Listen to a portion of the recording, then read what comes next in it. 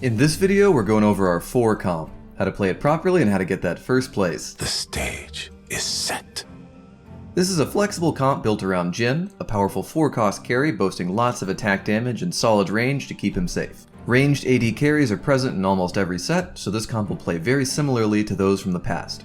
This comp uses a wide variety of traits as Jhin doesn't particularly need a large vertical to do solid damage.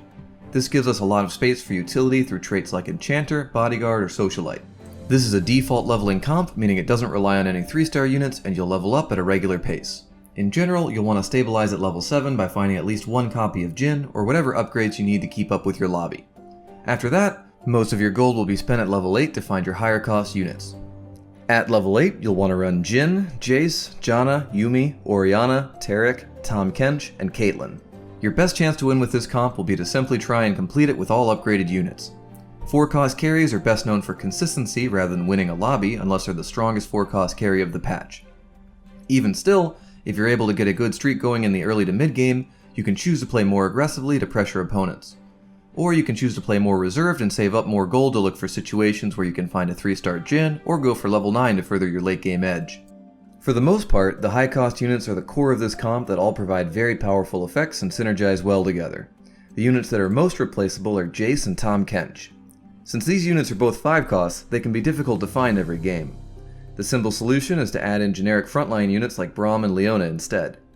Jace pairs very nicely with Caitlyn for Enforcer too, but you should have units to use for frontline until you find him. Taric is a very solid unit since he provides Socialite. If the Socialite Hex is on the back row where you can safely place Jhin, he can be a very strong option to include. However, if the Socialite Hex is on a weird spot like the front row or somewhere unsafe for Jhin, you can look to replace Taric with another unit of your choice. Even a random 5-cost unit like Jinx can take this spot to provide more damage for the team. Keep in mind that the Enchanter trait on Taric can still be useful, even if you have a bad Socialite Hex. You can always use the stronger healing, shields, and magic resistances he gives you, and Orianna and Caitlyn are decent units to take advantage of more forward Socialite Hexes. Moving on to our Hex Tech augments, Sniper's Nest, Heart, and Soul are all great pickups if you're sure you're playing Jhin.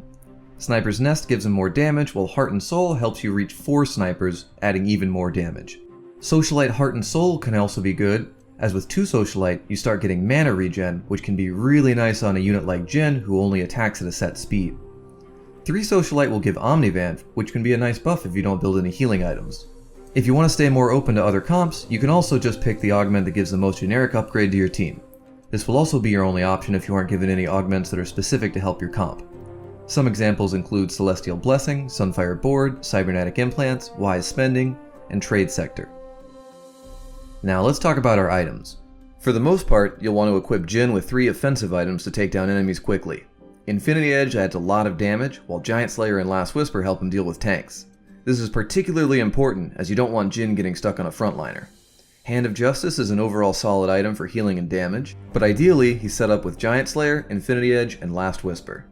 Jace will be your next priority for items. You want him living a long time and keeping enemies far away to maximize sniper damage. General defensive items you can go ahead and slam on Jace like Bramble Vest, Gargoyle Stoneplate, Warmog's Armor, Dragon Claw, etc. Banshee's Claw finds its way into this team just like many others. Since we want Jhin in a corner to maximize sniper damage, this helps keep him safe from crowd control effects like Blitzcrank. Sunfire Cape is one of the best early game slams and still has relevance late game by reducing enemy healing. You can transfer this item to Jace, but if you have 3 good defensive items already, you should try and put this on another unit like Tahm Kench. Spear of Shojin gives extra mana generation, and is great on Orianna or Janna since they provide very strong utility with their abilities. This comp doesn't use buildable emblems very well, so if you find an early spatula, greet it as long as possible for a Tactician's Crown. Now let's break down our strategy stage by stage. With almost all default comps, you can start the game with just about any units and look to either win streak or lose streak. The easiest early game to go for will be snipers along with bodyguards, but you can also do well with scrap units to gain bonuses through item advantage. Level up to 6 at 3-2 and build the strongest board you can with the units you find. Continue making your team stronger while picking up core units you find along the way. For example, you can branch into 4 scrap for more item value, or pick up more snipers, or look for stronger bodyguards, etc. Level up to 7 at 4-1. If you need to stabilize, you should roll down a bit in order to find and build a strong team. By this point, you should be thinking about how to transition into Jhin once you find him, or if you already have, keep an eye out for the other core units of the comp. level up to 8 at 5-1 and roll down to complete your team.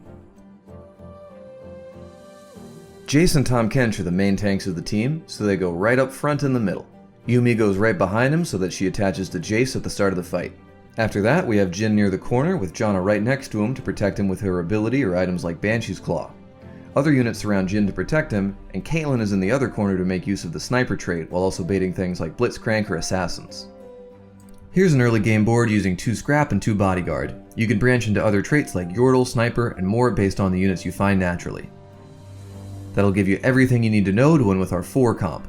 Remember, you can follow along with this guide in game with our TFT overlay, so make sure you download that and bring it with you into your next game.